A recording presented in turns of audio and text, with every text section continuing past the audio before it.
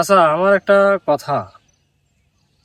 কি করবে বাপু? কথাটা হচ্ছে, প্রথম রমজানে যখন তারাবি পড়তে গেলাম, মসজিদে কোনো জায়গা পাইলাম না।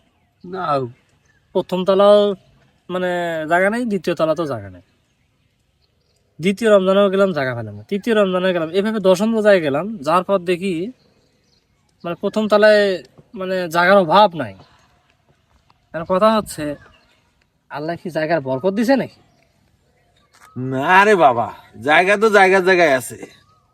আমরা লোকজন প্রথমে অনেক অধীর আগ্রহে থাকি যে কবে রমজান আসতেছে, রমজান আসতেছে। কি এক দুদিন থাকার পরে দৌড়ে করে ওরা একটা হাঁপিয়ে যায়।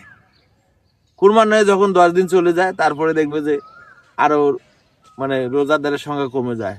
তো রোজাদার হলো সিজনাল রোজাদার আর অ্যাকচুয়াল রোজাদার। এখন যেগুলো লোক ওই যে নামাজে জায়গা পায়, মানে সামনের কাতারে কয়জন দেখো, ওগুলো হচ্ছে মানে অ্যাকচুয়ালি রোজাদার নামাজেই। আর যেগুলো ওই যে জায়গা পাওয়া যায় না, যে তুমি যা দেখছো, ওগুলো হচ্ছে সিজনাল। রমজান আসছে, শুরু হয়েছে, দেখাচ্ছে, পরে দেখা গেছে যে ঠিকই ওরা হোটেলে খাওয়া খাওয়ি করতেছে। বাপরে, রোজাদারের ভিতরে কিন্তু দুই ধরনের থাকে না? হম। একটা হলো এক্সেল রোজাদার, একটা হলো সিজনাল রোজাদার। হ্যাঁ হ্যাঁ। তার মানে এখন যেগুলা নাই, এগুলা হলো সিজনাল রোজাদার। তো আল্লাহ পাক এজন্যই বলছে যে লোক দেখানো ইবাদত আল্লাহ পাকের কাছে কবুল হবে না। তো যদি কারো লোক দেখানো ইবাদত করেন কেউ, অতএব এই কাজটা করেন না।